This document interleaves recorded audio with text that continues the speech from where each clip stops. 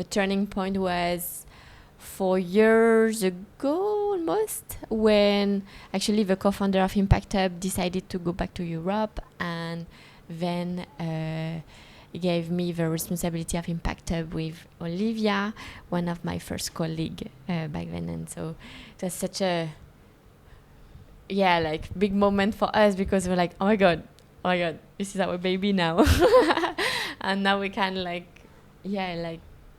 it's up to us also what we want to do in the future and how we want to shape the culture of Impact Hub. And it was such a lot of responsibility when I was like 25, 26 years old, and I was like, wow, I feel like so empowered at the time, like to have so much like responsibility, but it was also a lot of pressure, I would say. But and so finally I would say like I could like kind of like be an entrepreneur myself, because I would say Impact Hub is a startup helping startup in somehow. So it's like, and I felt less this kind of imposter syndrome, because I had it like for so many years before of like, I am really legitimate as a foreigner, so young, like never run my own startup, and then like, but I found then like I could overcome this imposter syndrome, I would say, by just like also like listening to the entrepreneurs about like how they were grateful for me to be here, and how more like I think I have very good listening skills for the entrepreneurs, and I try to find like already my cheerleading support was like what they were very grateful for, and no need for me to be an expert at this point. When I was starting, already like only the emotional support was something that they were missing, and that was very helpful for them. And then I start like building up more like my skills, I would say, properly in my business management, like over the years, just by running Impact Hub and seeing it as a business as well. And then I could better support the teams, and I would say now 7 years later, now I feel confident. Only now I can say this, like I can really help an entrepreneur in Cambodia, thanks to all the experience, thanks to all the stories, thanks to all the the different things I learned along the way as well. Nice. Lifeline. Hi everyone, welcome to part 2 of the episode with Mélanie Mossard, hosted by Linka Lin. If you haven't watched part 1, I recommend you to watch it first. It should be just before on YouTube or any podcast platform where you are listening to. And in this episode, Mélanie will dive deeper into her transition from unpaid communication intern to becoming the CEO of Impact Hub, and all the phases that Impact Hub has been through over the last 7 years building the entrepreneurship ecosystem in Cambodia.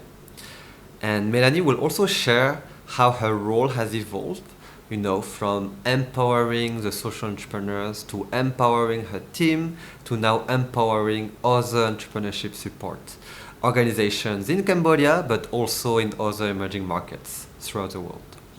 And finally, Mélanie will share her dream to make Impact Hub Phnom Penh the best place to work at in Cambodia, and her drive to build a great, safe and inclusive company culture at Impact Hub.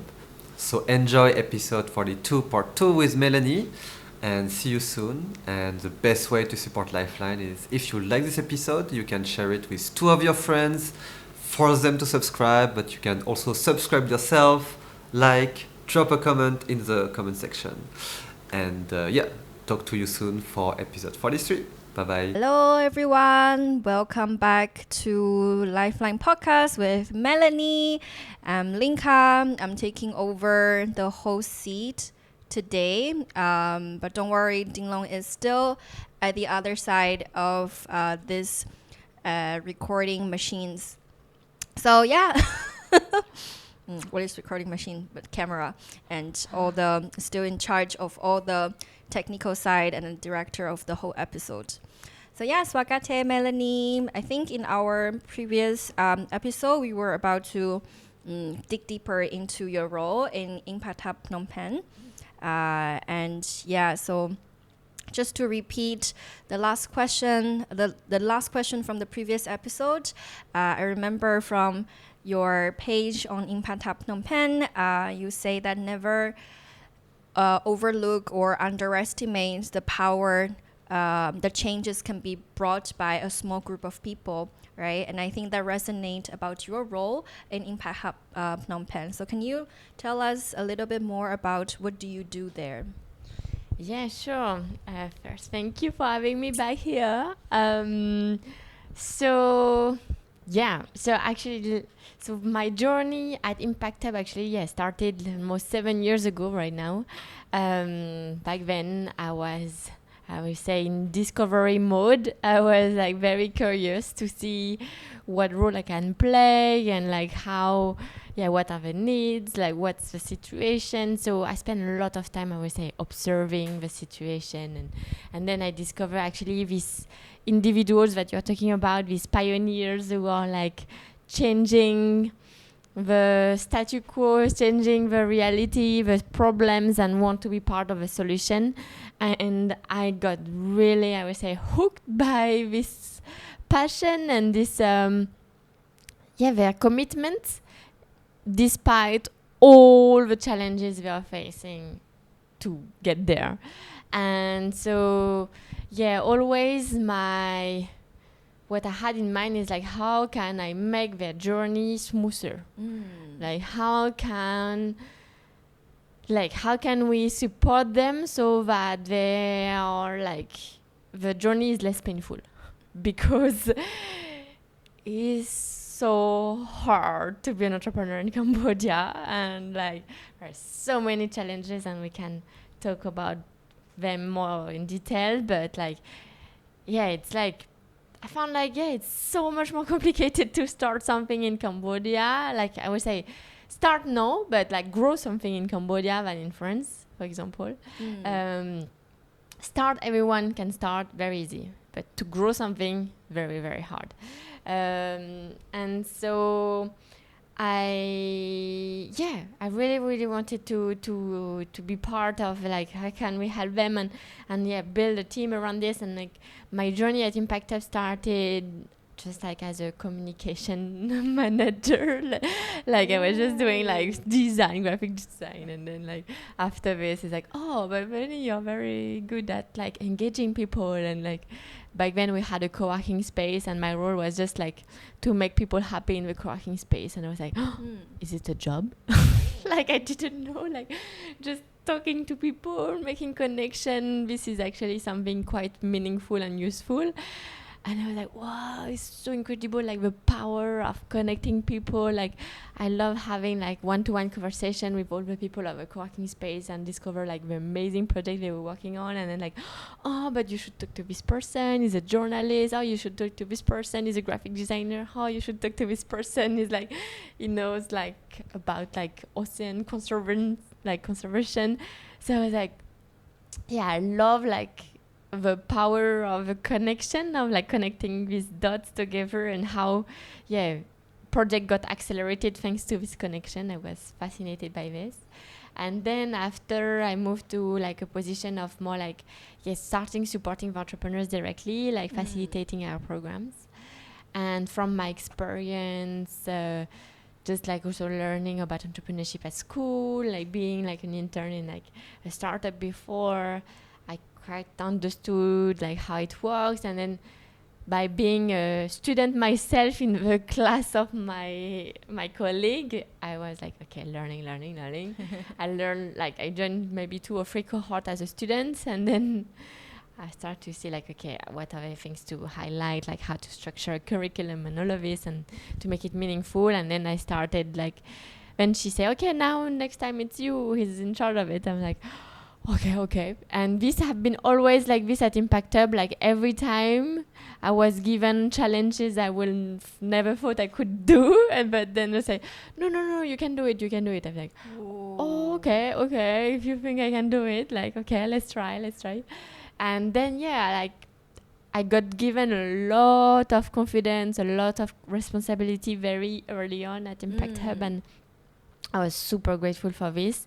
And every time, like, I would say, like, I also went out of Cambodia to join some conferences in Malaysia or like in Bali, and meeting other people doing the same job but in other ecosystem. I was like, oh my god, this is so incredible. And every time I was coming back, like, oh my god, okay, we need to do this.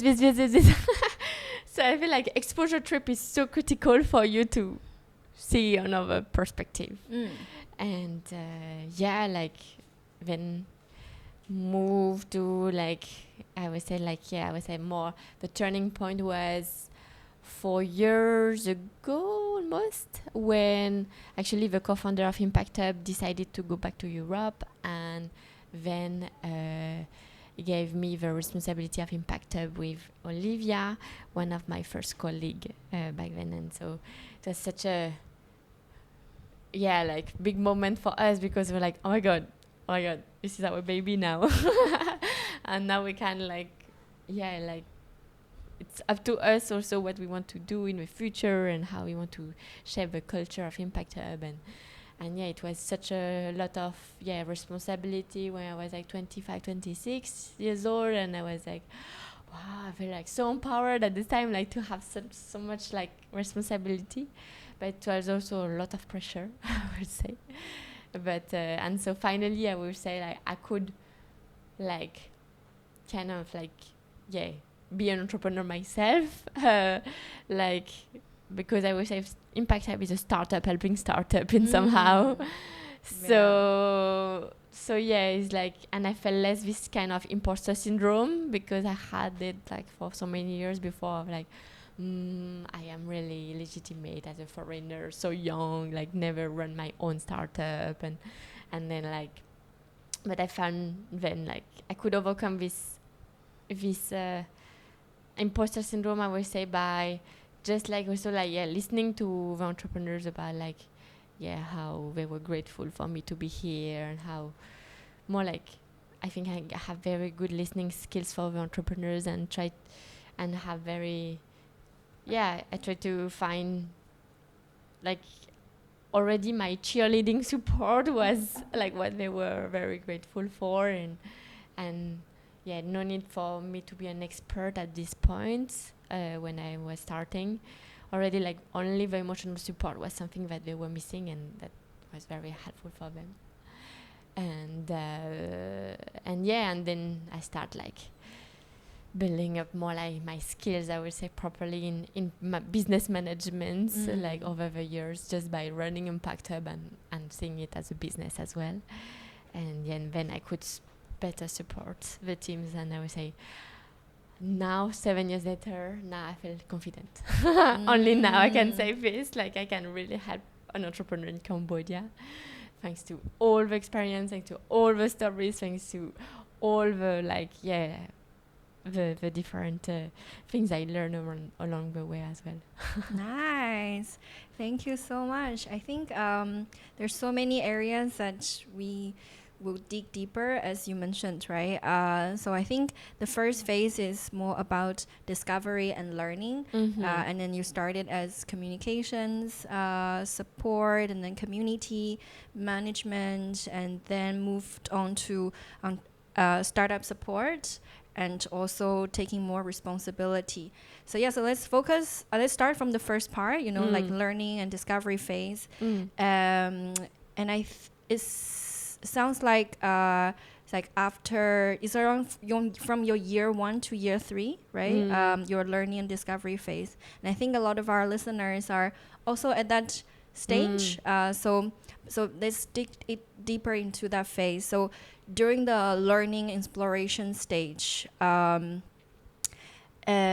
are some of the things that you did that later on you realize it actually built the pathway to the transition, or some of the things that maybe that you allowed yourself to do, that the things that you learn and absorb very quickly?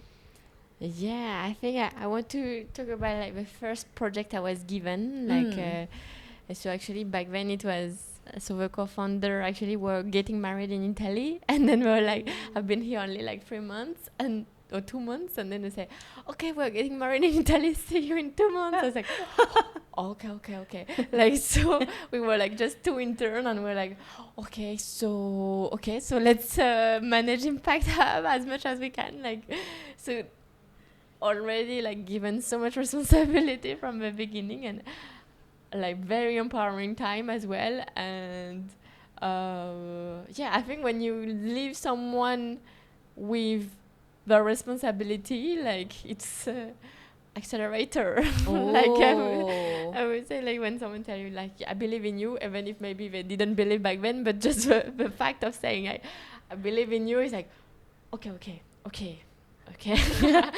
I will do my best.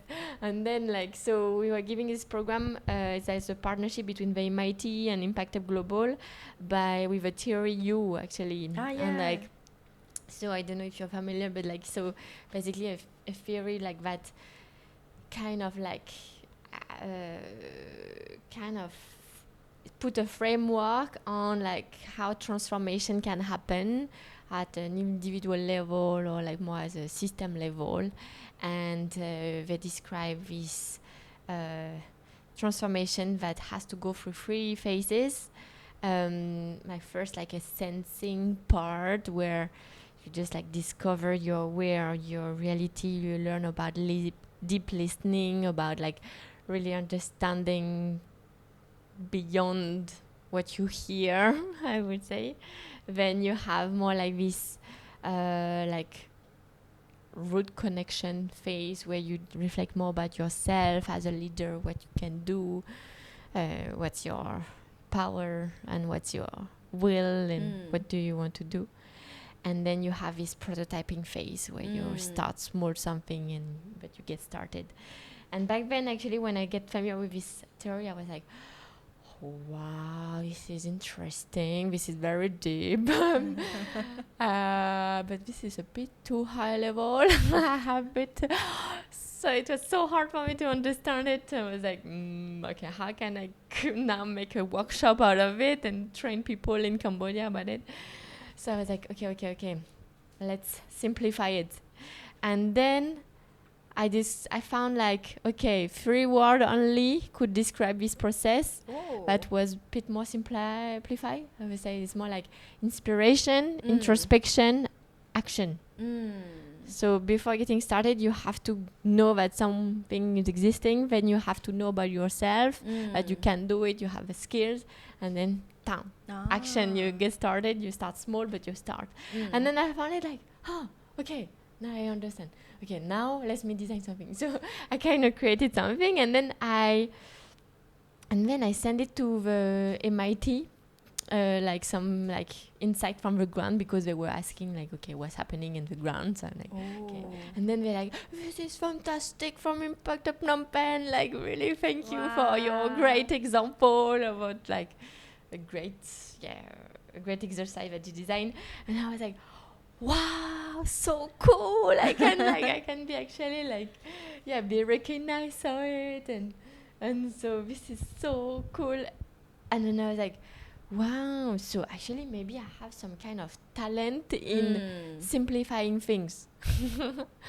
And then I was like, oh, this is great. And then I realized like the more I was joining a lot of events, and sometimes I was like, oh my God, but why so complicated?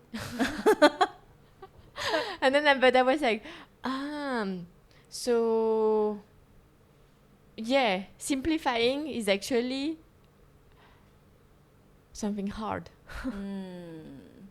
Right. Like it's really like, I feel like you need to study a lot to actually go back to like some people say, I feel like some people get lost in loving complicating things, but when you just stay with your complicated words, is you can't touch people's heart, you can't connect with people, you just like create a division between people, and people feel stupid, or like people feel like I am really like stupid, or I don't understand. So then, and this is also what I feel like when you talk with entrepreneurs, don't make it complicated. like it's no point of making things complicated. Like use metaphor, use like simple words, and like when you teach anyone, when you like facilitate anyone, like you don't want to have a feeling where people are like, oh my god, am I stupid, or I don't understand. Like this is the worst feeling as a participant. So yeah, so I always feel like, okay, how to make complicated things simple things to understand. And yeah, so this was like, I think a good learning at early stage. And then I felt also that I learned a quote from Jack Ma that say like, when you're in your 20s, don't choose a job, choose a boss. Ooh. And then when you're in your 30s, okay, start a business. Oh. Because it's Okay. like it's like you have enough experience, but you are still like not so like don't have too many responsibilities yet in terms of like mortgage or like family commitment. And then like when you're in your 40s, hire young people. Oh. And then in your 50s, work for young people. Wow. And used to, I thought, I like, if you can put Lifeline, if you can put this video of Jack Ma as a reference, it's such a good video of like advice for career. So yeah, 20s, choose a boss. Like I think this is so important because this is like gonna be the first people who are gonna trust you, who are gonna give you much more responsibility than you think you can. Gonna kind of be like your launch pad and make you discover many things.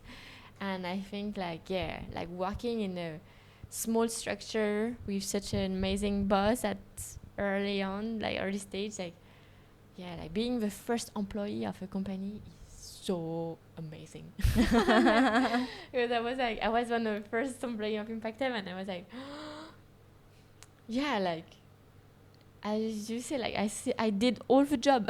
And you discover and you grow and you like you can design the future you want to see in the company, and never you have this opportunity if you work in a big company. Like, so I'm such an advocate of like work for a small company with amazing boss, with people you admire as a boss. And then yeah, like a lot of my first 3 years I was just like just joining all the meetings with my boss, like just listening, and I was like, interesting, this is how you do negotiation. Interesting, this is how you make sales. Interesting, this is how you design a program. Interesting. So I was just like, wow, learning. And then also this is a year where I discover like, I feel like if I stay only in Phnom Penh, I will only see the Phnom Penh reality. But actually a lot of my entrepreneurs are coming from the province, and like when you go to the province and you only stay in the city in the province, you still don't understand. So what I did was like, for example, Phnom Penh, which is like the like one of the big celebration in Cambodia, where you celebrate like the people who passed away and you remember them. And so what I did one day was like, I just posted on my Facebook a picture of me dressed with traditional Khmer clothes, and they say, who want to adopt me for Phnom Penh in the family? I can go anywhere, I can sleep on the floor, I can eat anything, just like I just want to discover. Yeah.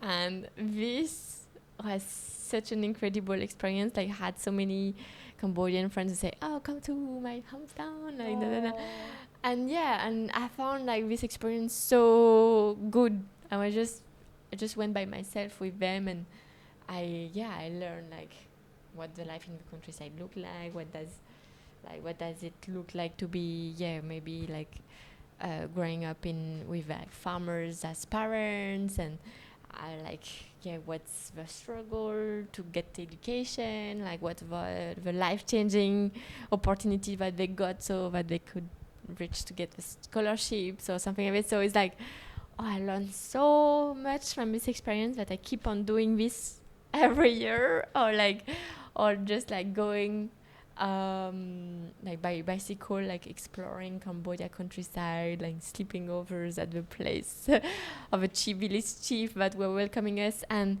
I would say, yeah, this gave me a different reality of Cambodia. And then I was always like sharing about it on my Facebook and everything. And then soon people realized like, oh, she cares and she wants to understand more. And I think like it's also helped build my connection with a lot of youth or entrepreneurs, because they see my genuine desire to know about it.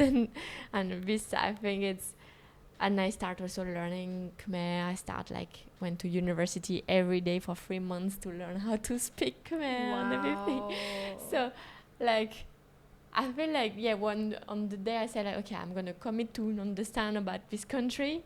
I just like went to the most I could to really get it. And I think this really pays off. Like it's really like put all my connection to the next level, because people it's like no, it's not just a normal parang who just stay and gonna leave one day like and then doesn't care and just do a job and then doesn't know about it. So I just was I would say I was a sponge.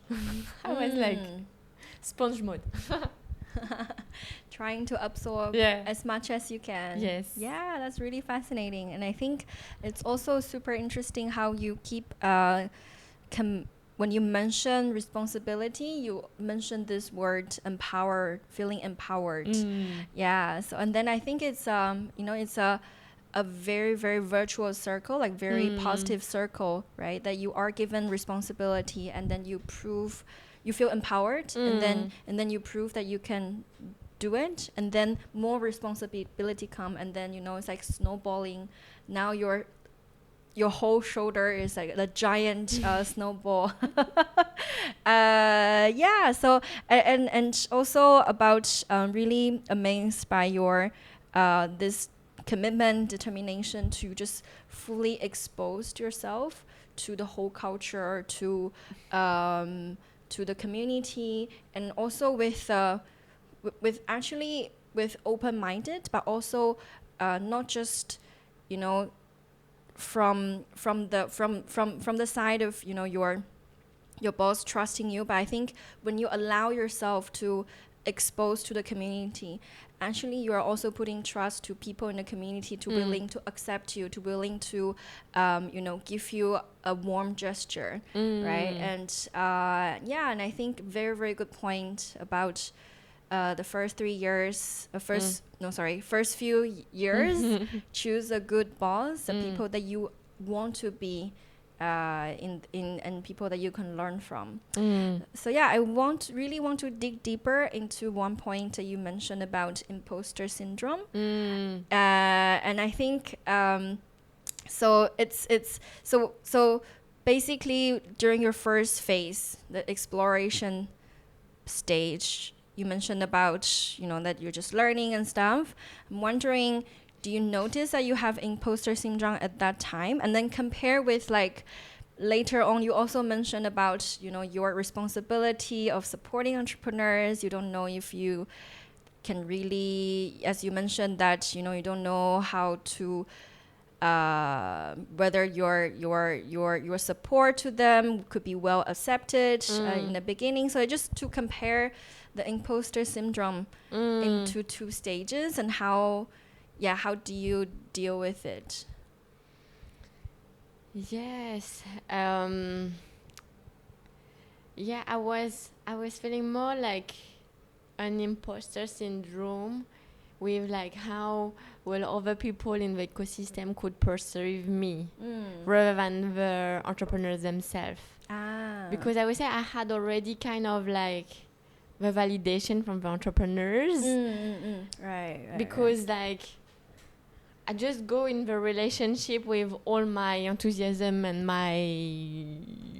the thing I have to give and the thing I have to learn, and like very I would say very just give the best I can. I would say, and like really caring for them, like I would say even like the extra mile, like like really also like building a lot of personal relationship with all of them. And yeah, we say like a lot of entrepreneurs now I can say is my friend. Actually is beyond my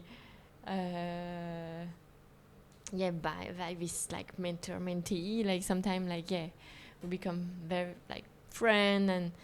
And I really also always want to create like this kind of safe space for them to open up and to share the struggle. And maybe I found like first the fact of being a foreigner, I found it a bit hard, but finally I found that it became maybe one of my strengths, because I was going in the relationship with totally new eyes, and they were more like, maybe they were opening it more to me because they were like she's just like a foreigner, like maybe she's like it's when they were explaining more about like maybe the problem with the parents, or maybe like the problem being a girl, or maybe the problem like the pressure from the society, that maybe they would maybe not share to a Cambodian directly because they assume that they know about it already. So makes sense, like I could capture a lot of like more like deeper reality maybe. So yeah, this like, but I only understood after that maybe it was a strength. And then also being young, I realized that being young, back then I was like, oh, I don't know anything. I didn't start my own business yet. I cannot. But being young actually helped to connect with a lot of people too, because the people who are young, they love talking to me. Like I'm talking to them like a bit like, oh, come on, like just like pushing them a bit, like more like, I don't know if I ask questions that maybe more like when they try to do something, like I'm like, oh, come on, like you can do better, or like I speak to them more directly maybe. And then another thing is like being a girl, I think I also open, like it was a lot easier for a lot of women to open up as well. So all of it I was like, oh, actually it's good, okay. Yeah, as I said, like I was kind of like, I overcome it. I think any imposter syndrome, I read about it, you can overcome it by just listening factually to what people tell you. If people tell you like, I'm so grateful for what you do, just take it literally and really write it down. It's like, okay, so this person is grateful for this. Okay, so that means I have this. Okay, let's not think that maybe people think that I have this. Because these people tell me now that I have this. Okay, let's accept it. Okay, thank you. And then like you just accumulate this kind of appreciation word, and then you're like, okay. If people keep on saying I have these skills, I mean that I might have these skills maybe. Yeah, just changing the perspective. And I really like how you also, instead of focus on the part where in the beginning you think that you might not be qualified or good enough, but then you change your perspective. It actually, how it's not about good or bad, it's really just about different perspective, right? Like you change the perspective and see that, oh, maybe you bring in fresh perspective, you make people feel comfortable, feel more willing to open. Yeah, I think that's a really good takeaway. So yeah, let's move to your phase 2, where you are given more responsibility, you are being left with yourself and Olivia, and you are more immersed, more working very dedicatedly with entrepreneurs, right? Yeah, so from this day I took on all like the program design part, like, okay, how can we, always having this in mind, like how can we create life-changing program for entrepreneurs. like programs that are like really are the launch pad for them to get started. And I think I spend like all my nights like just like learning online, like going around, like just like taking as much as I can, like especially from France. Like there's so many amazing programs in France that are super well designed, very great content. So I learned a lot. I read a lot of books about it, and then I try to always like, okay, try it in Cambodia. And yeah, like especially I would say like experiential learning, I think is really powerful, like because as I mentioned, like the Jagriti Yatra was something that had such a big impact on me. Like, so how can we create such an experience in Cambodia? So my dream is to do the Cambodian Jagriti Yatra one day, but for now I feel like let's start smaller. So I think, like doing this more like discovery trip in the community, having the entrepreneurs practicing their like empathy skills, discovery skills, a bit like what I've done just on my own, like like having the entrepreneurs exposed to this kind of like customer interview, understanding deeper root causes of a problem, and like starting prototyping something. Like, so we designed some like small kind of like exposure bootcamp hackathon style in with entrepreneurs from our cohort that were like sometimes bonding very strong relationship with each other,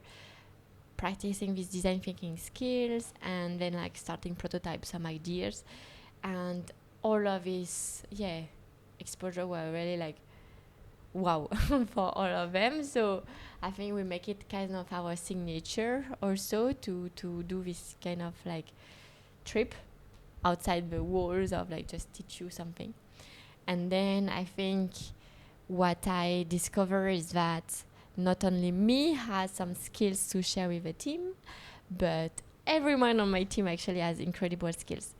And when we work with entrepreneurs, the most exciting work is the work directly with entrepreneur. I would say, like, because you hear direct feedback from entrepreneur about how grateful they are for the help you give to them. But so I realized, like, at the team meeting, it was always me, like, oh my god, I'm so excited, oh my god, I'm so happy, like. And then, like, for example, my finance director, she was like, yeah, we still don't have money. I'm so sad. Like, it's like, oh my god, we still don't have la la la.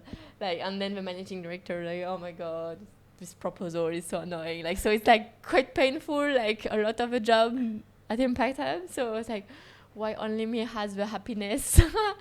And so how can we bring this happiness to all our team members? So now the finance director became a finance mentor for the entrepreneur. The managing director became like a mentor on like how to build a strong culture, how to care about the well-being. Then like we have the communication manager who became like a trainer in how to make video and like how to develop your branding and all of this.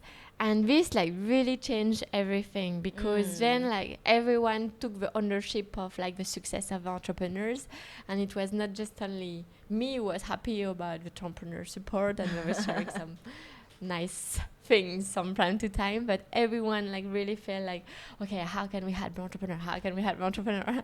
And yeah, I love this shift and now today, even like the Impact Hub, like we can speak about the phase 3 later, but now we are like 16 people and everyone has something to do with entrepreneur in the job, even if they are not, the title is not entrepreneur support, like everyone is a trainer. Wow. So that's so amazing. And yeah, I think it actually it already has like a strong signs in your phase 1, right? Like when you design the workshop, you try to simplify things. That's already a sign that when you design any programs for you, to me, it sounds like it has to be a program that you personally enjoy before you actually invite entrepreneurs to be part of it. If you yourself doubting that why is it so complicated, why is no fun, what's the meaning of the whole program, then if it doesn't make sense to you, you would not accept it, right? So I hate bullshit projects. I hate it so much. So it's like it has to be useful, meaningful. If it's not, like, what's the point? Like, we have such a limited time to live. Like, I don't want to be involved in things that I don't believe in. So, and then you involve people into it, and then they connect the dots. So their communications work is not just communications work. They also connect with the people that they are part of the program, and I think it's pretty amazing. So so on the phase 2, you're mainly design different programs to help entrepreneurs, right? Actually I have a question about any lessons learned, how do you find all these amazing entrepreneurs? Is there do you have an good entrepreneurs radar or something? I think first Facebook. And I think Facebook, it's really powerful in Cambodia. I kind of underestimated when I arrived in Cambodia, and I realized that, oh my god, everything is on Facebook, so just share everything on Facebook all the time. And so and when it's all about like building a brand, because Impact Hub is a brand, and Impact Hub is a startup, as I said. It's a startup helping startups. So like our customer, our entrepreneurs, our users. So how can we make this brand something people want to join, people feel like they really want to be part of? So the best publicity is word of mouth. So if you invest in the first entrepreneur, then they're gonna help you recruit the second generation of entrepreneurs. So I will say it's always like this. A lot of entrepreneurs that we come and support is actually word of mouth, or friend of entrepreneurs that we already supported. We tell them like, this was amazing and life-changing, and these people are so nice, and you should like you're gonna be loving being supported by them. So I would say it's like any startup. If you put your heart in what you do, like people will feel it, and this become your unfair advantage, I would say, because it's hard to replicate, even if you have very good content. Like if you feel people don't care, you don't want to be part of it. So I would say considering Impact Hub as our own startup, as our own project, and constantly thinking about how can we make it better, how can we improve, it's what attracted people. And then we had also quite outside the box promotional video of our program, like some of the video, I started just spoke Khmer. I just made a promotional video in Khmer, and then we were like, oh my god, a bar, we know how to speak Khmer. And then they started sharing a lot. So some of our promotional campaign got viral and could reach very remote areas, I would say. And also very inclusive recruitment process. Also people can apply in Khmer or in English. They can, if they can't apply, we put a phone number, and then they tell us what's the problem with bad internet, or we just explain the situation by phone, and we say, oh, okay. For example, one of our last entrepreneur, he actually one of his friends told him you should apply absolutely, and he doesn't know how to type on the computer. So he wrote on a paper by hand, and then he give it to a friend, and then a friend type for him, and then he got selected. Nice. And then we teach him how to use Zoom and all of this, and now we send voice message on Telegram and all of this, and now it's work, and he's so such an incredible pioneer of waste management in his province, very remote area in Samlot. And so we're very happy to support this kind of people who like it's still like he didn't say like, oh, I cannot join. But like he's like, okay, I need to join, I'm gonna call them, I'm gonna write by hand, I'm gonna like, this is already kind of entrepreneurial, even if he cannot learn yet how to type. Like this is the kind of people we want, like people really want it. Like we don't want to have like spoiled entrepreneur, like people who don't value our help. Like it's okay, like if you don't need it, like just like it's okay. As I said, like hate bullshit things. I hate like meaningless engagement. So if people don't value, it's okay. Like we just like go with someone else. Like you don't need it right now. I think it's important that people value what we have to offer, and if they really value it, like we are going the extra mile also for them as well.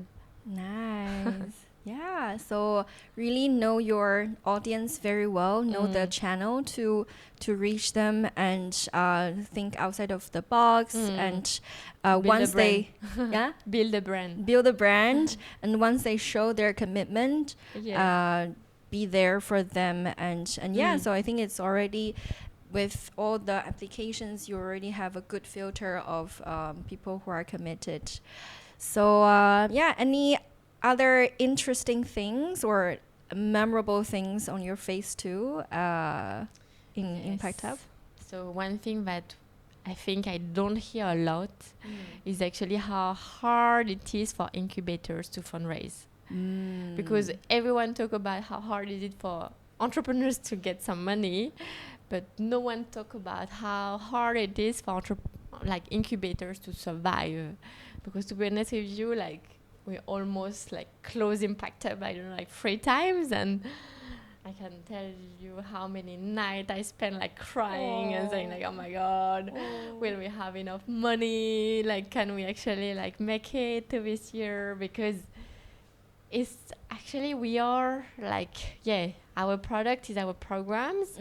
And if we don't have anyone buying our product, we cannot deliver our program. So then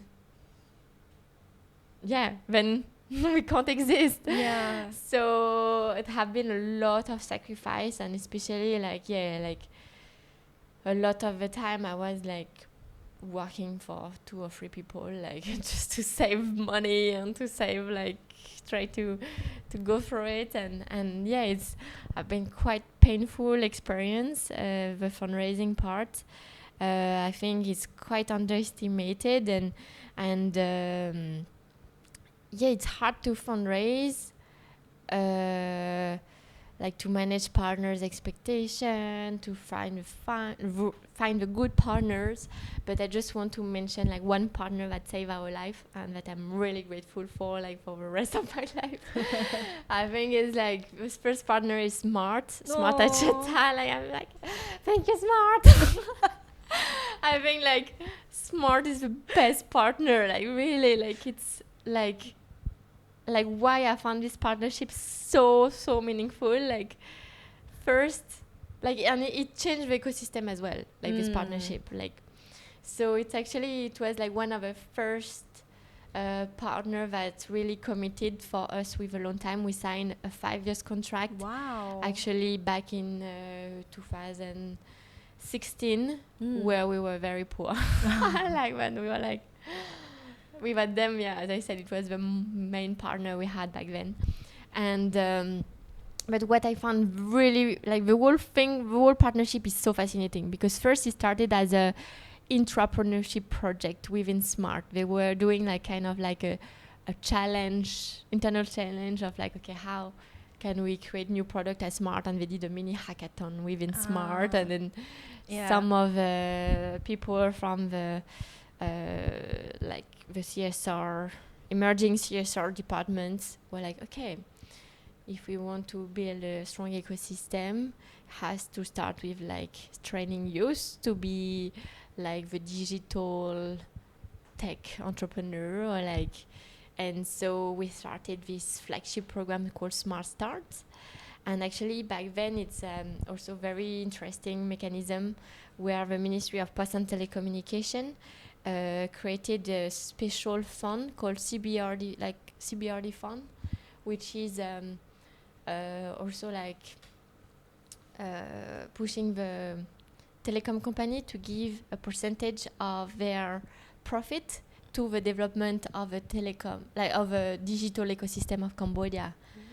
And so through this fund and this mechanism, actually they could like allocate some fund to us to develop this like new generation of tech entrepreneurs in Cambodia. And we started Smart Start as like a 9 months program for 120 students in Cambodia. So the first big scale ever program in Cambodia, and where we were teaching them like tech skills, business skills, and leadership skills. And what was super interesting is that the leadership skills were taught by a former monk. Wow. So it was more like Buddhist-driven values, mindfulness, leadership. So I found it very also, like, this is very unique to Cambodia and somehow. And then we partner also with like tech companies in Cambodia to be the trainers of like what is the tech skills that you wish all your future staff will have, and so very practical curriculum. And then we involved actually like more than 30 mentors. So this was really the time where we also like train a new generation of mentors. Oh. And then we started doing like inviting very VIP guests as our judges. And this is the time when we started also when Facebook had this live stream function that was incredible, because we partner also like Smart has an incredible marketing team and like PR team. So basically, yeah, like the quality was so good. When we stream it, it looked like a TV show, you know, like really like looks so professional, so like TV show level. So then we were using also the Smart social media channel that have more than 2.5 million likes on Facebook. And as I told you, like when you do everything on Facebook, you have so much reach. So like then a bit of boosting behind, very amazing show. And then the first pitch we did, like I don't remember, like we had like maybe like 800 people watching live on like the stream. And I was like, oh my god, and people were like, wow.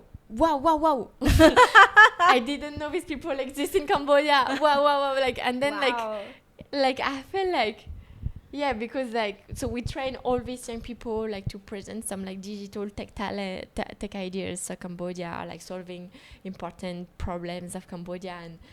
And then like, yeah, I feel like it's beyond the incredible impact that we had in these young people. I think it's the mainstreaming of like youth entrepreneurship, of like problem solving, of like Cambodia believing in the new generation. Like it's like so many meanings actually afterward, like, because yeah, like really, like when you were reading the comments, people were just like amazed, like wow, like I didn't know these young people exist. All the judges were like, I didn't know these young people exist. Everyone was telling us this, and we say they exist, and maybe if they represent 1% of a population, this is the 1% of a population that we need to grow, nurture, that's gonna be the next job creator of tomorrow, that's gonna be the next like entrepreneur of tomorrow. And the goal was not really yet to make them start a business, because at early, like at entrepreneurship, at university level, they might like, it's so hard to plan the future. You might want to study abroad, or you don't have so much funding and everything. So, but at least all the seeds we planted through this program was so incredible. And now, like, we are still doing this program 5 years later. Wow. And actually one of the main I would say like award also of this program is an exposure trip to Singapore to visit like Facebook, Google, like also like tech startups in Singapore. And even this was super impactful, because when we did this visit, it was the first time ever that they welcomed some Cambodian delegation. Wow. And then we were like, hey, Facebook, you know that Facebook in Cambodia is super powerful, but sometimes like so many broken things in Facebook in Cambodia. Like we were also able to speak out some of the things we wanted to change for Facebook in Cambodia to Facebook. Like even for Google business, like there is maybe like there's actually one Cambodian staff at Google only, but he's in charge of Google, but like, so Cambodia is a bit left behind from so many like big tech companies. So it was also very powerful for us to be there and like speak out what our needs and be the first delegation, I would say, of Cambodian young people that want to meet, and everyone was like so curious to meet us because they were like, oh wow, like these people are very bright. So like every time, also when I was traveling abroad, I was like, okay, we are the ambassadors of Cambodia outside Cambodia, so what do we want people to know about Cambodia? So when we were asking about, okay, how is Cambodia, I'm like, a lot of young people, emerging talent, it's growing.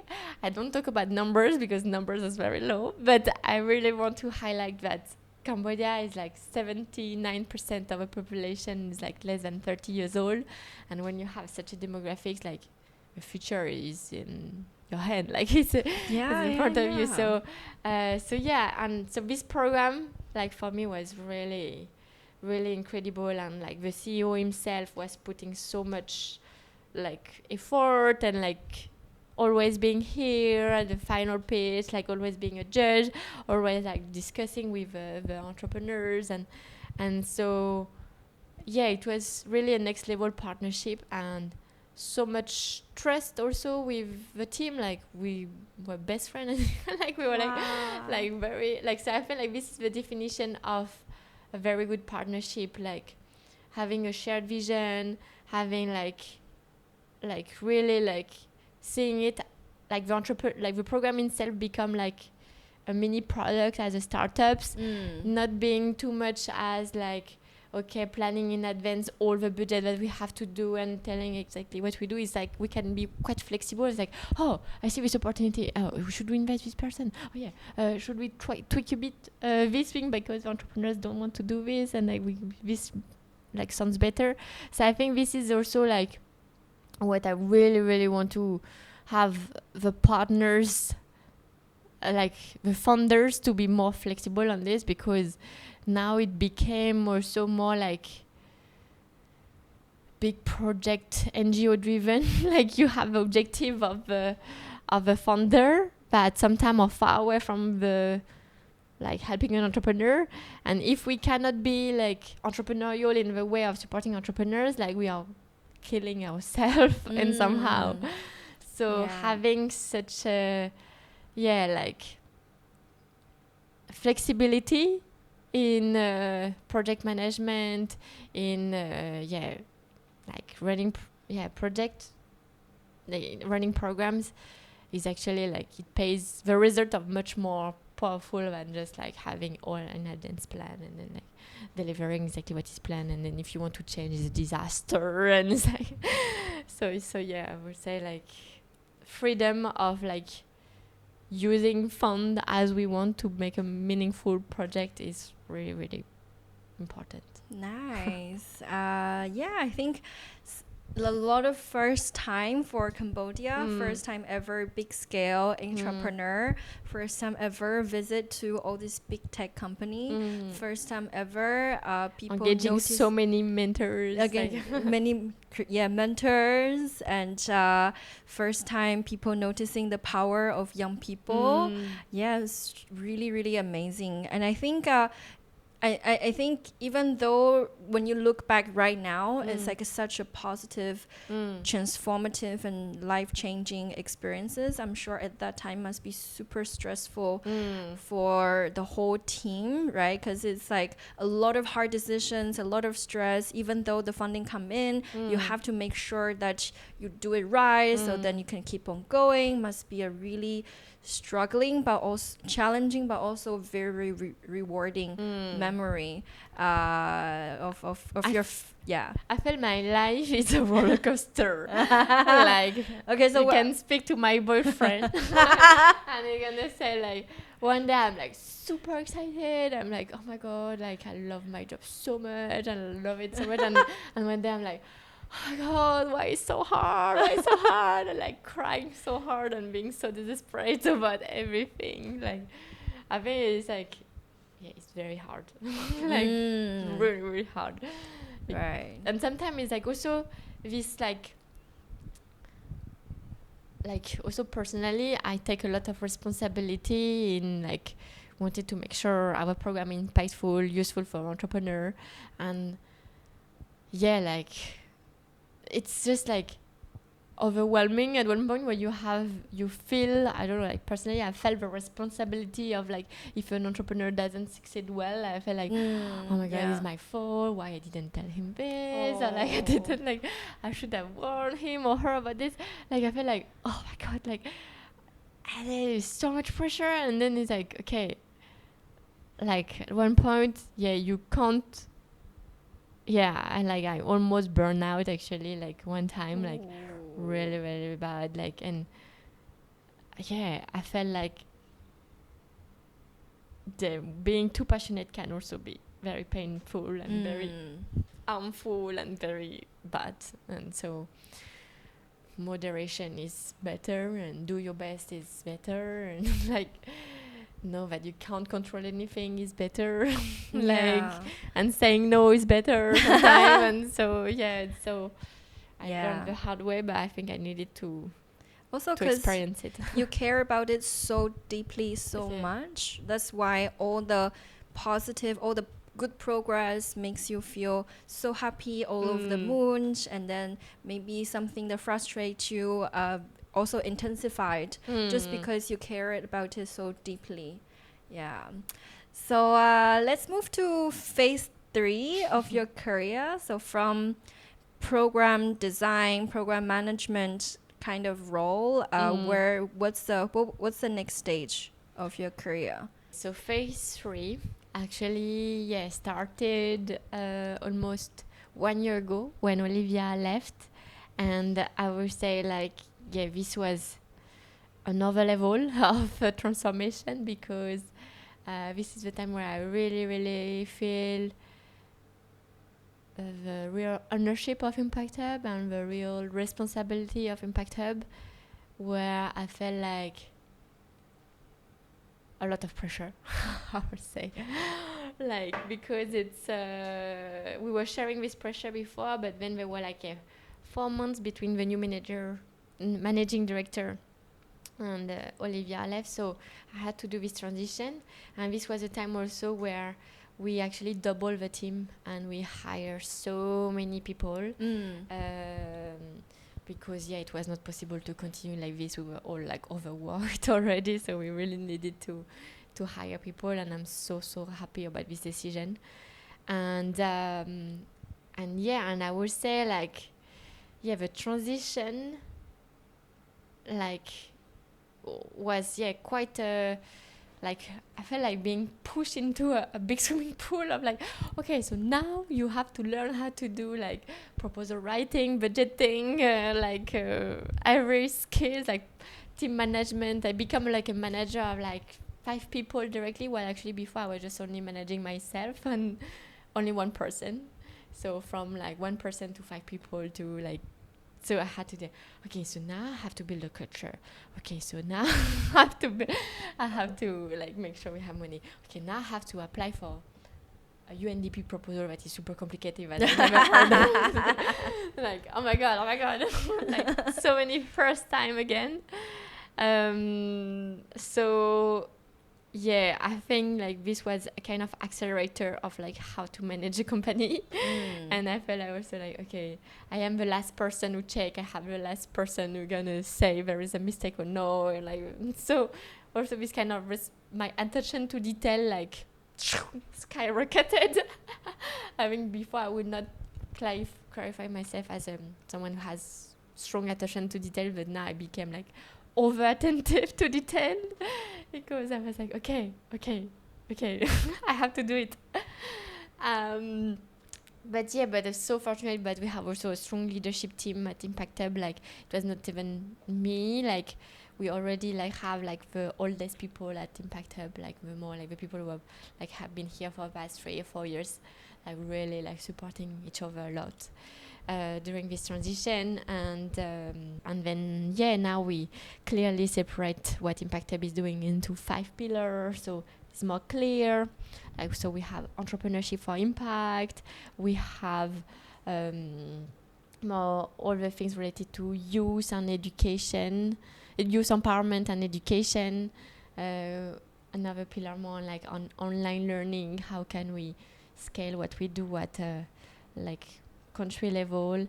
And then more on the part of like ecosystem building and advocacy, or like developing like a better policy, better access to funding in Cambodia, better like mentoring system in Cambodia, and also like developing the capacity of other mini entities in the countries like PUM Impact in Batamong.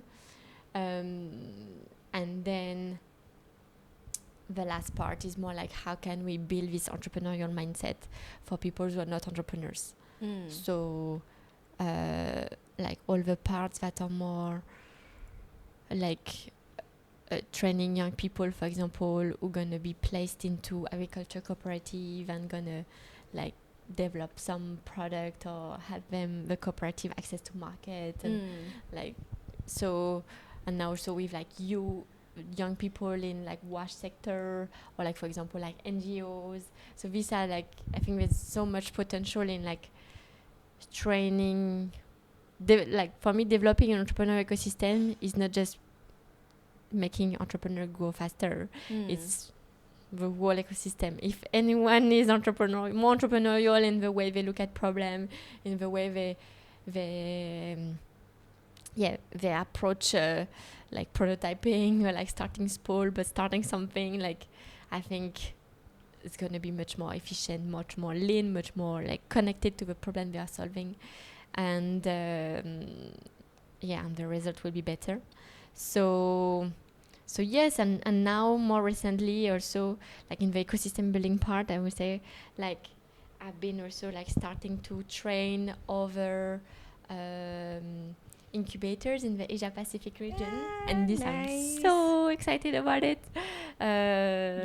And I feel like comes the time now where I feel like I want to share what I've learned over the years with other incubators. Now I have an amazing team that trains so well all the entrepreneurs. Like I'm so proud of my team now, like really, really proud of them, and they get so much responsibility and ownership already in what they're doing. So I'm like, okay, so what's next for me? And I feel like designing curriculum and training these incubators in Asia Pacific who may be coming from smaller ecosystem is something that I'm really interested in. And now also I became like a co-lead also at Impact Hub Asia Pacific to try to develop more collaboration between Impact Hub in Asia Pacific, and also now I became also an onboarding coach for Impact Hub Global, so that I can train the new Impact Hub as well, and help them like get started. So it's more about now teaching a new kind of people, and to make and kind of like reflect about all these years at Impact Hub, like, and the fact that I've done all the positions from like communication, community building, like, and now I'm doing more like the finance, fundraising, budgeting, partnership building, proposal writing. It's like another skill set that is very key to run an incubator. So I really hope I can share some shortcuts for these incubators, because I don't want them to Nice. My next question is like, how can I make the journey of the incubator smoother? Like before it was the entrepreneur, and now it's like for the other incubators. Nice. So I think starting from realizing that it's like before you have two people sharing one raft and floating on the ocean trying to navigate, but now suddenly the person and the raft are taken away, and then you have to learn how to swim to afloat yourself immediately, not get drowned, right? It's Yeah, or I would say it's more like the raft now is not a raft in bamboo anymore. It's a bigger raft, it's a bigger boat. Oh, okay. And now it's more like how, and like everyone know what they are doing in the boat. And now I'm teaching people who are at the raft stage to how to build a boat. I will see it more like this, and me, I feel like now also like only 2 months ago I can say like I don't feel stress about money for Impact Hub. But only 1 month ago, like maybe next year is gonna be another like very hard, but it's so hard to find financial sustainability or financial like freedom, like financial to be confident about the future. I would say. But now I feel like and now also I came to a stage where I choose what I want to do. If like now I feel like a lot of the time is people who approach us with project, and so if we don't feel it, if we don't learning how to say no, I think is the most powerful thing I've learned last year or this year. I'm like, okay, if I don't feel it, let's not bother. So I think it's like you from raft to the boat, you recruited more sailors, right? And each sailor, they enjoy navigating the ship, but for you, you're responsible to find the fuel so that the boat can keep on going. Yes. You have to navigate, where's the gas station? Where can we find the fuel? But for now, the fuel, the tank is pretty okay. You can keep the boat. For this year. The boat will continue for this year. And then how do you build the... So I would say so now actually the three question I always has in mind this year was, so my phase 2 was like, how do I make my entrepreneur happy and super impactful, and that I give the best support to them. Now my 2 additional question is how do I find money for the boat to stay afloat? And how do I make sure everyone in my team is happy and doing what they love and not burning out and being at the right place to really thrive in the role and making them grow? And how do we recruit more people? How do we make the people who are here stay longer? So it's now the staff of Impact Hub become the most things I care the most about right now. So what was the hardest and the best decision? Could be 2. One is hardest and the other is the best, but also it could be both. It was very hard, but then it turned out to be the best. I think recruiting people when we don't have money. I think it's the best, where we have maybe 2 or 3 months of cash flow in front of us, but we recruit people. This is so hard to make because you're I recruit you for a 1-year contract, but I don't have money for 3 months. So it's but I think this was very critical because actually what I realized is that a lot of partners were we can't work with you because we don't have the capacity. You are too overworked, you're already doing so many things. So I'm but this is stupid, they just hire people. But then it's but we don't have money. But maybe if we hire and we tell them we have people, then we're gonna be able to get the project. So it was a bet in the future, a bet in okay, we believe, we trust in ourselves that we're gonna manage to fundraise at the right time and nice. have the right people at the right time. So and yeah, that's why we hire so many people. And actually, yeah, how it happened is also like we asked for only one position, and we had 3 amazing people who applied. I was like, impossible to say who should we get, because the 3 of them are so incredible. Oh. Let's take the 3 of them. And then it was the best decision, because afterward, like, we just get like programs confirmed and everything, so we could run all of our project. And now they are thriving so well in their role, and I'm so proud of them. Wow. And I think also, like, one thing I realized is like, yeah, building a team culture. Like, now my dream is like to be like the best place to work in Cambodia. Like, I really want to create a culture. Like in France, there is this kind of label of like the best place to work. Like, and I think this should be, like, for me, like, this is the, like, for me, like, even for the entrepreneurs, raising fund, like being like raising like $2 million or something like this, for me this is not the goal. Like, for me it's like, how can we make entrepreneurs happy in running their budget, their project. Yep. The happiness of an entrepreneur is if the entrepreneur is happy, then it's good. But if he's happy, it means that he has some financial sustainability, he found a team that he loves, and that he's doing some impactful projects that are really solving the problems that he wanted to solve since the beginning. So if this happens, then our mission is complete, I would say. Like, we are not like pushing to the extreme growth, I would say, of our entrepreneurs.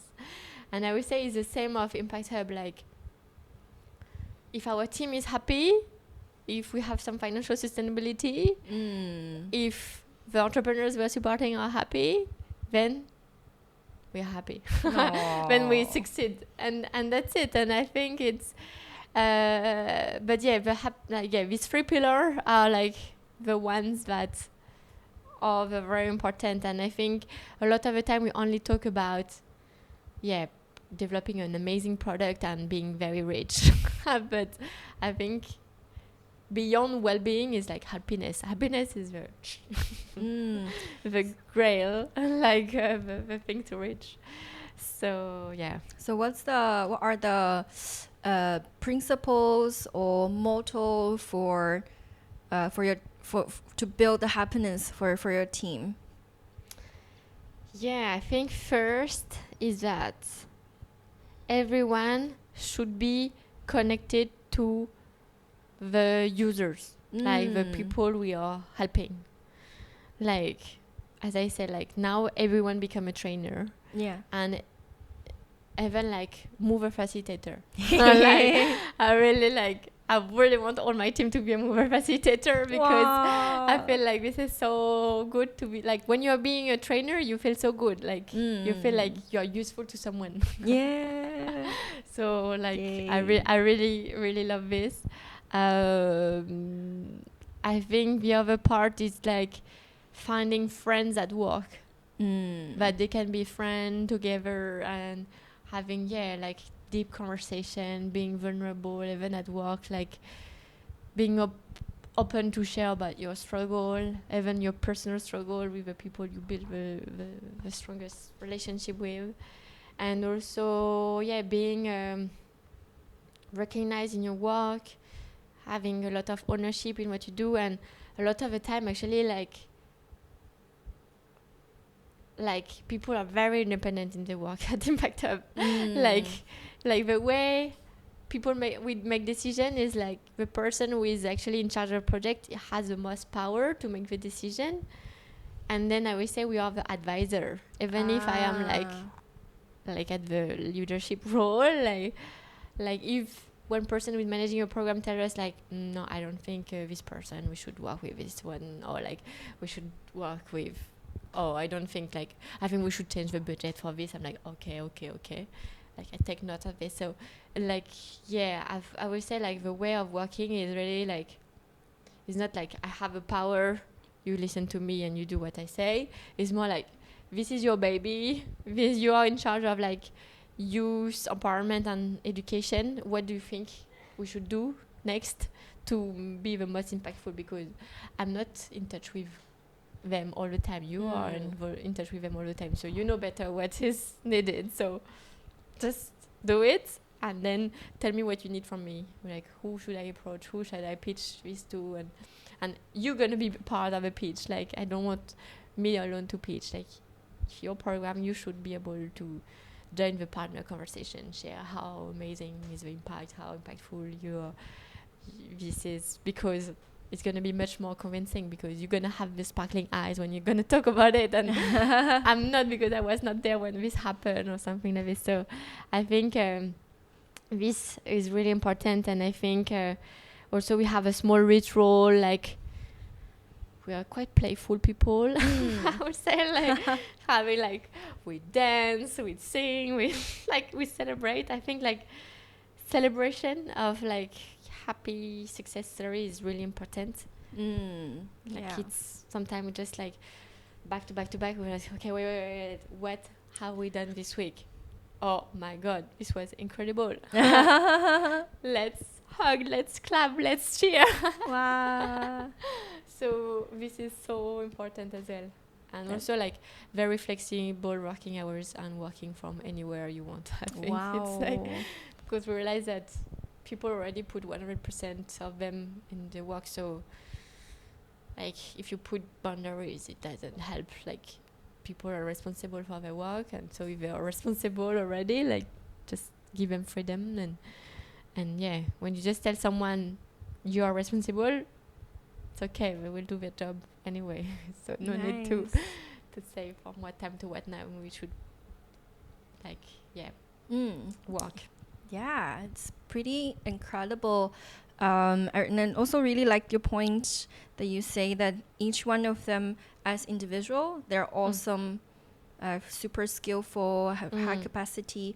But, you know, in many other organizations, you bring this all amazing, talented people together. And if they don't work well with each other, it actually bring the efficiency and work performance down, right? But from what I've heard in Impact Hub, it's actually each one of you, like, as individual is already super awesome, but then you still intensify the potential of each other's, and, you know, bring each other's up. I think it's pretty incredible. Yeah, really congratulations for that. And also, you know, that being able to connect with your teammates, not just as, you know, the face of like, oh, this is me when I'm at work, but really different faces of like, this is the playful me, this is the you know, friendship side of me, you know, being able to connect with people in multiple levels. Yeah, it's a pretty amazing.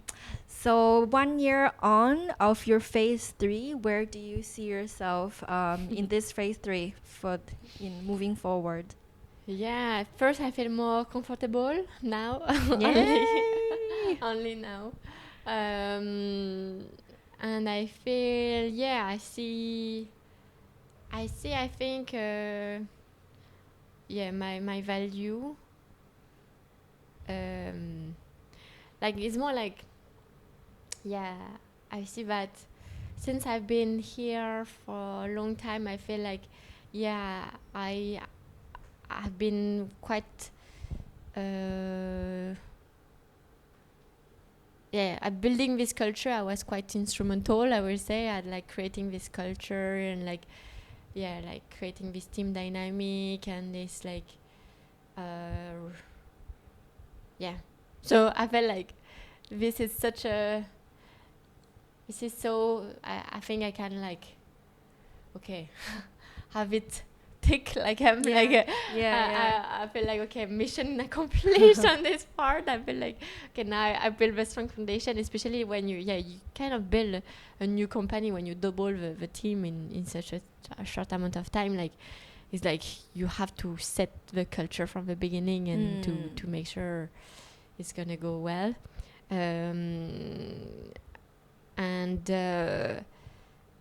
I think now it's like, how can I explore more this part of like training other incubators? How can I also share more out there to the world what's happening in Cambodia? And I already started sharing I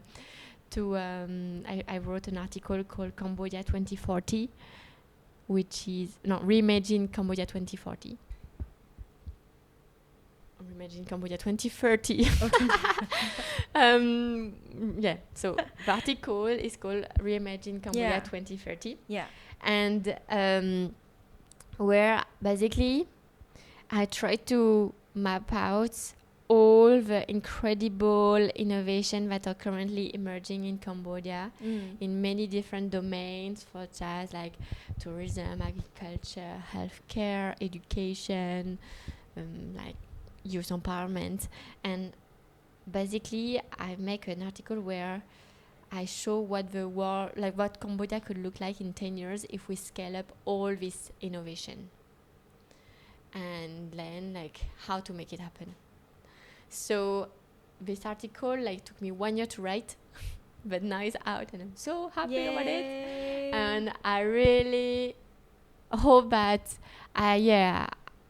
this article can be shared, especially like and read by people, Cambodians who are outside Cambodia. Like the French Cambodian, the American Cambodian, Australian Cambodian, all this diaspora, and especially the second generation that have still maybe a different idea of what Cambodia is, and I really, really think that they're gonna be the next like change makers of Cambodia, like this diaspora coming back to Cambodia, like bringing in like the talent, the skills, their passion, their money, their network to develop also like the future of Cambodia, to kind of accelerate what is happening currently in Cambodia. Yeah. And also I think like to close the loop also, I was part of this. I started phase 1 with the U Lab, the U Theory by Otto Schammer, my first mission. And now actually I just joined in my phase 3 the U Lab, but this one called Cambodia Future Lab, which was applying this theory to the country. And I was selected to be part of a group of like incredible like 40 people who are mostly like head of UN agencies, head of like big NGOs, or head of like private companies, and then like a lot of like Secretary of State in their 30s who are really like passionate about like bringing a new vibe, new transformation for Cambodia, and really deeply care about the future of Cambodia. And I found this experience such a incredible experience, because when you put together so many diverse people like this, like from so many different background, but all with this kind of leadership position, this kind of like care for the country, like the goal was all like, how can we make Cambodia a better place? Right. And then like the level of conversation, the vulnerability of each of us, and more like reflecting of our own leadership role of like, okay, what kind of change can I bring at my own level to Cambodia, in terms like me in entrepreneurship, but also in terms of me using my knowledge and my network to inspire these people who are at this decision making level, who might not know yet like what's the reality of entrepreneurs, what's the reality of these youth who are like not yet exposed to this kind of people. So like I really see myself like more as a bridge now between these different organizations, and try to share this voice, to put some spotlight on this emerging initiative that hopefully could be scaled thanks to the support of these different organizations, of individuals. So yes. Nice. So positive about future, because you have amazing team, built really strong team culture, and published your how do you call articles?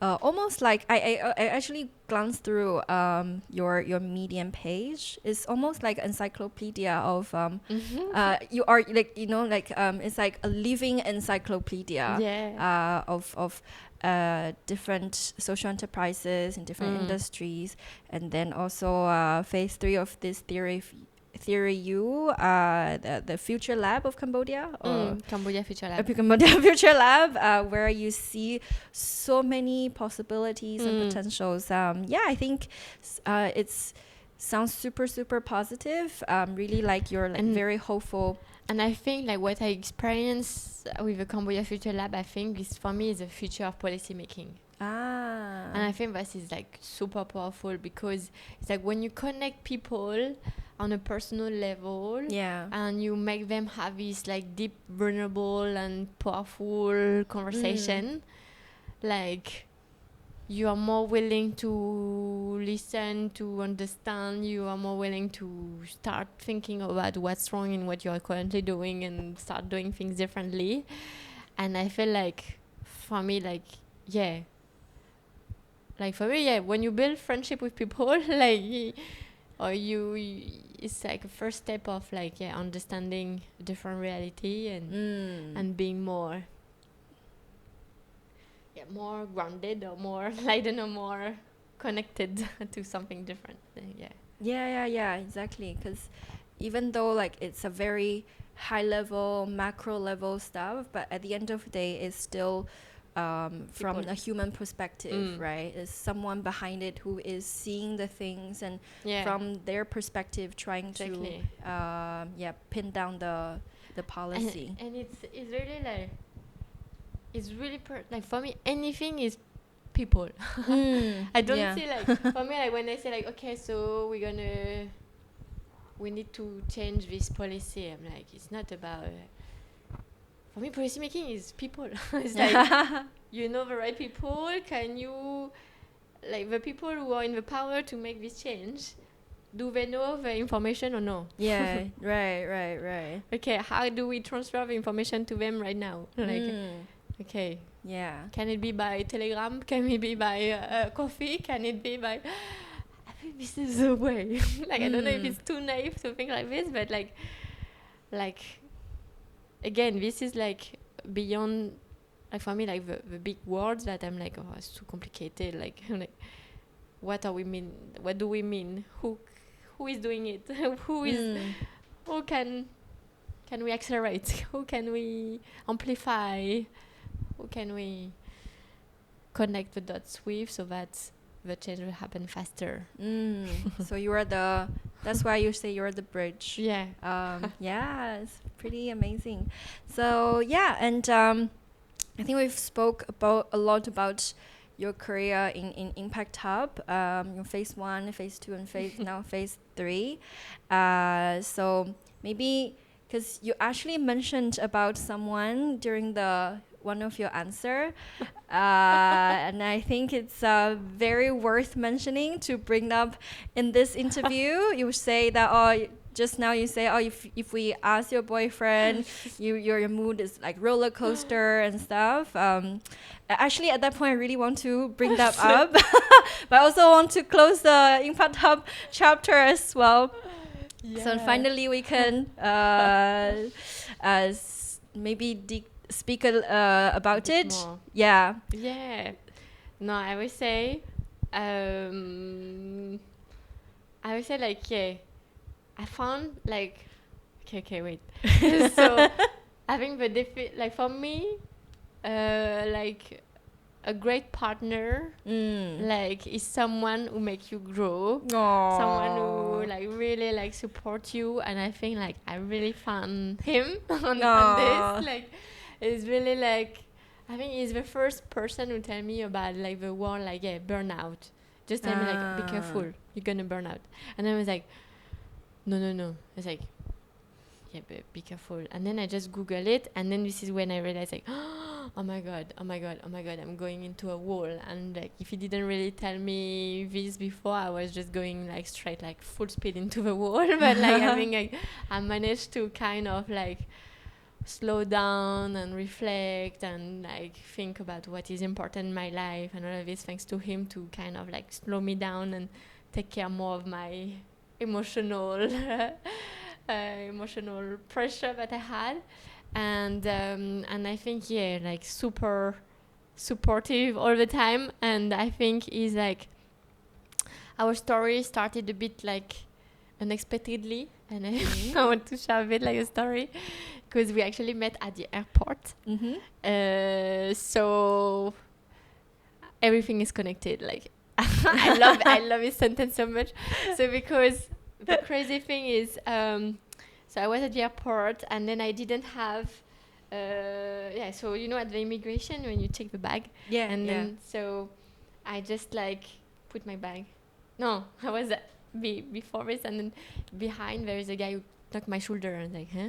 He's like, hello, why do you have this pin on your bag? I was like, huh? And it was the Impact Hub Hong Kong pin. And then I was like, oh, because I work at Impact Hub. Actually, I've never been to Impact Hub Hong Kong, but it's actually my boss who gave it to me. And I was like, I don't know how to make pin in Cambodia. Okay, I'm going to put an Impact Hub Hong Kong pin on my bag. And then he's like, yeah, oh my God, it's so funny. Like Impact Hub Hong Kong is not so well known, but so funny that a girl in Paris have an Impact Hub Hong Kong pin. I was like, oh yeah. And then and then the conversation should have stopped here, but I forgot to put my bracelet in metal in my my thing that goes in the X-ray. So I said, oh, can I put it in your bag? So I was like, okay. And then so I have to wait for him at the end to pick up my bracelet back, and then we started talking, and then he told me that he was in the ecosystem as well, like also supporting entrepreneurs, and that he went to study in Mexico, and then I went to study in Peru, and like, oh, so cool. And then we talk, and I say, oh yeah, where are you going next? And it's like, oh, I'm going to Hong Kong, but I would love to do some impact project in Vietnam if you have any contact. I said, yeah, I have a contact of one girl, Mindy, and maybe she can connect you. And so just make a Facebook chat, and then we started talking a bit on Facebook, and I say, okay, I say, see you, okay, bye. Nice to meet you. And then and then like maybe like, I don't know, like 2 or 3 months later, I say, oh yeah, you know, like this contact you gave me, actually like it led to another contact, and now I'm gonna be part of like starting a project called the Learning Hub in Vietnam, and this is super exciting, and you should come and visit me. And and it's like, okay. And so then we keep on talking, and then 6 months later I say, okay, I never been to Hanoi, let's go and see. And then like I was not sure what's gonna happen, but I went to see him. He made a small joke when I arrived, like he told me that his driver called Mélanie gonna pick me up. But actually it was him. I was like, it was Mélanie written in Vietnamese sign. I was like anyway, and then when we start like we're like, oh, nice to be together. And then it's like, oh, but maybe we can meet each other again in Bangkok. And then it's like, okay, yeah. I'm like, oh, you invited to this conference in Singapore, me too, okay, let's go together. And then we go like this, and then started like this, like we don't really know if we are together or not. Like a bit like, yeah, we appreciate when we are together, but then we don't know if we're gonna meet again. And then after 6 months, like after I tell him like, hey, what do you do for Christmas? And I say, oh, I'm gonna go on this train in India called the Jagriti Yatra. Wow. I was like, what? Are you kidding me? Oh my God, me too, I'm going, and it's the program of my life. And so incredible. So actually on this train, what was incredible, so it was him, we were like maybe 10 foreigners and 450 Indian people, and like one of the foreigner was him, And one of the other founder was the co-founder of Ticket for Change, Wow. like the friend of the one who wrote the book that changed my life. Oh my God. So everything is connected. And so it was such an incredible journey, like this train. And then we were not so sure if we were together again until I went to the global gathering of all the Impact Hub in Brazil. It was incredible time. And then on my flight back, I stopped in Paris for like 20 hours, and I saw him. I was like, okay. Oh, I miss you too. Okay, let's be together. Okay, yeah. And so actually now it has been 3 years that we are together, and like he's such a credible guy. And actually, and one thing that actually to talk a bit more about him. So actually, he has a podcast. Wow. I don't know if you know a podcast, but the podcast is called Lifeline. I really recommend you to check it out. It's a really good podcast. So yeah. Yeah, very I proud think of him. Mélanie gave enough hints. They met in Paris. The guy speaks some Vietnamese, was very passionate about Vietnam, been to Mexico, done the Jagdi Yatra, has a podcast called the Lifeline Podcast. Yeah. So I guess by now you can tell the name. Thank you so much. What an incredible story. And I feel, as you mentioned, everything is connected. All of your experience in Impact Hub become the icebreaker, and the deep conversation, like finding similarities of studying in the Latin America, passionate about social entrepreneurship, and then shared a lot of interesting journey in different countries. Yeah, it's a very, very, very fascinating story. And I still didn't tell you about the birthday gift, but if there is any guy listening to this podcast right now, if you want to impress your girlfriend and make her love you forever, it's really recommend you to check out. So I want to highlight one, the first because we were almost 3 years separated abroad. We were not living in the same country, so it was quite long. Yeah. So we had to innovate our relationship. So, I just want to share with you next level birthday gift. So basically, the first year we were together, so he created a chatbot. Wow. And actually created a chat. So first. And I had to unlock a new email address with a password that was a combination of maybe 15 words, and to make sure I have all the words correctly, I have to test them through a chatbot who will tell me yes or no it's the correct words. Oh my god, it took me 3 hours to resolve this challenge, and I was so excited. And he automatized everything, so the email send and everything, so incredible. And then it unlocked email address that led to a poem that was so beautiful. Oh, so incredible. And then second year, next level. So this time, okay, this is another topic. Oh my god. Everyone know about the Sustainable Development Goals, but I have actually created with my roommates the Sustainable Home Goals, which is hacking the Sustainable Development Goals to make it more relatable to your current life. And so, for example, instead of zero hunger, there's one which is called cook delicious food. Instead of what else? Responsible consumption and production is be a responsible consumer and try to buy organic and try to buy non-packaged food and localized food. Anyway, so these are very cheap. I really care about these goals. And so when you ask my friends to make a video related to this where they ask me a question, and then the answer of the question will be the password to the next video. But the thing is, he didn't ask 5 of my friends or 10 of my friends. He actually asked 100 of my friends.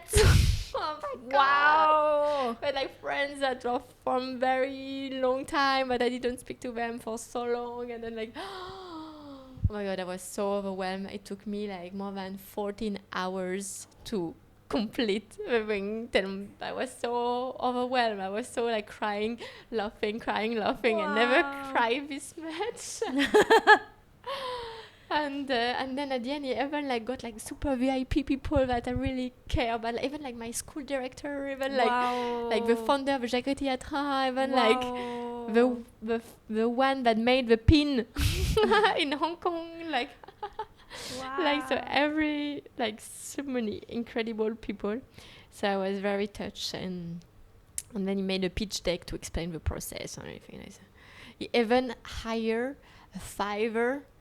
on Fiverr someone to make a teaser, like a jingle, like like the beginning of a video.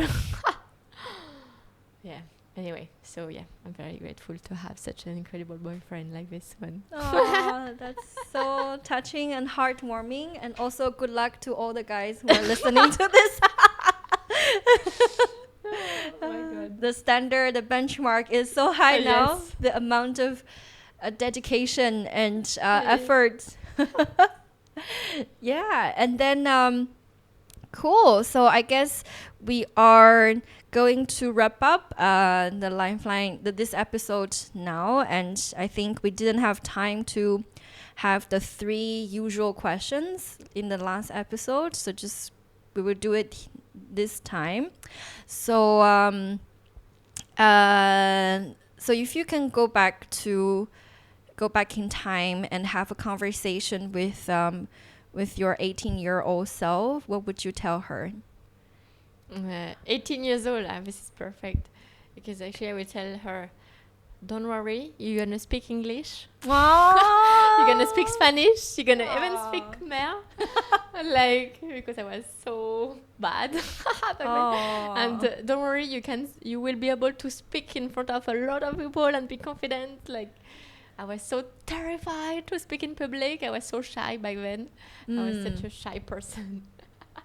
And just like, it's just the beginning of the best 10 years of your life. So be ready for it.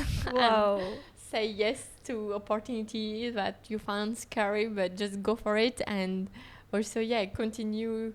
If you are frustrated about something, be constructive and speak your mind, because you might lead to very good opportunities afterward. Nice. Wow, super encouraging message.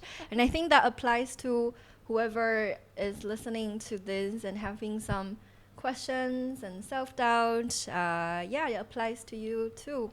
Okay, so the next question is, if you are to describe yourself in 3 hashtags, what would those 3 hashtags be? I would say positive. I think a lot of people say that I'm quite positive mindset. Adventurous. Yeah. I like doing things that are a bit out of the box. I don't like normal things. I would say also, caring. Yes. I care for people and the planet. Yeah, I think that's perfectly summarize all the stories and things that we've talked about. Okay, so the last question is, how do you want people to remember you? I would say by this hashtag, someone who cared, someone who did all she can to change the things that she could do, and someone who was the launch pad for many projects, like someone who give the confidence and believe in people where they were not believing in themselves, and someone who is like kind of like nurture people, like put the first seed in the mind, like, and like help them to get started. Yay. I will say, and like I can't follow all the projects until they are like mature and all of this, but I can be the first push for them to get started and be here for them. And I hope like it's more like the gardener metaphor that I really love. Like I really want to be like a gardener, to put as many seeds as possible, and some will be a big tree that will create more seeds, some gonna be like going a different direction and it's gonna be okay. Like I feel like helping people find the best potential of themselves and not like wasting the talent. Like everyone has something they can do at small or big level, but don't think the big level is only for the big people. Also the small people can do big things. I think like this is what I realized, like when I start like reflecting, I was like, I'm a small person, like how can I do all of this? It's just like, just do it. And when you realize that you speak with big people that you think are big, like they are very small people too. Like everyone is a human and everyone is like has their struggle and everything. So like go for it. Indeed.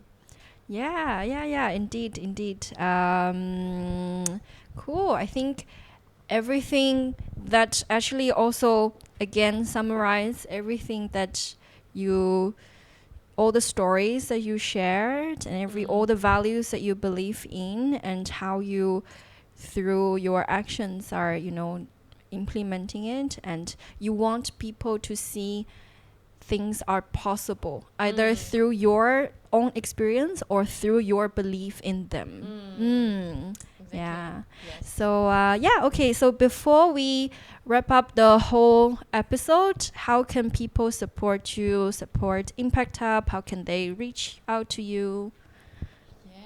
Actually now, so I'm thinking like, so with Delong we were I said the one. So we were brainstorming of like, okay, how can we support better these early stage entrepreneurs that has incredible ideas, incredible project, but are too small to get an investment, or too small to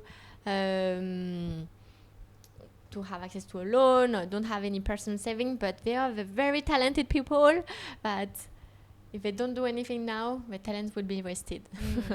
And sometimes these people, like I see it every day, like sometimes they just need like $1,000, $2,000 to buy a machine, to hire one person, to do something like, and even if they do a lot of things by themselves, sometimes it's too much, and sometimes it's just like gonna burn them up and destroy them forever. And instead of like properly like launching them, and I think like Cambodia is still like, so we are not having any access to crowdfunding platform like Indiegogo or like Kickstarter, because Stripe doesn't allow Cambodian bank account to receive money, or PayPal as well. So like this is my new like big question of like, how can we support them? And at Impact Hub actually we already gave like almost $500,000 to more than 90 startups so far, and we have seen like the success rate is much higher than those who don't receive any funding, and they can really like properly like get started with a business, like around like 67% actually success rate. And so now it's like, okay, how can we make it easier, like this flow of money? Can we redirect this and make people part of this thing, of this change, not just having one donor who says decide to one person and only one person can benefit from it, but how can every citizen who believe that in a more entrepreneurial future, in a more like entrepreneurial way at solving problems, can also be part of it. So we were thinking of creating this kind of like $30 fund, which is basically have people give away ever like $30 per year, per month, or per week, if you're very rich, per day, to this fund. And then this fund basically will be like going to this fund that's going to be managed by impact incubators, like in Cambodia for now. And then we're going to meet every month and decide who deserves the most this money right now, what's going to be helpful for. And this is like a fund with no string attached. Like it's a fund to test new things. It's a fund to buy a machine, to hire someone, to pay yourself a salary to get started, because otherwise like you have no money to live and dedicate to this project. And so then share all the success story to the beneficiary. And $30 per month is $1 a day. $1 a day is one I don't know what is $1 a day. Is like one half cup of like it's 1/3 of a cup of coffee. So it's actually nothing for you, but it can be life-changing for an entrepreneur.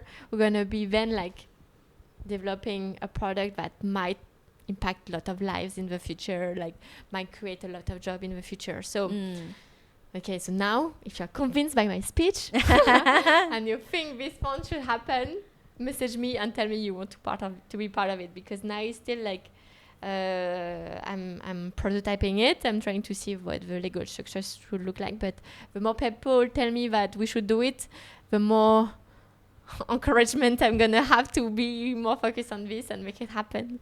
So yes. So this is how you can support me. Amazing. and support all this new generation of entrepreneurs. And where can people message you on? Facebook, LinkedIn.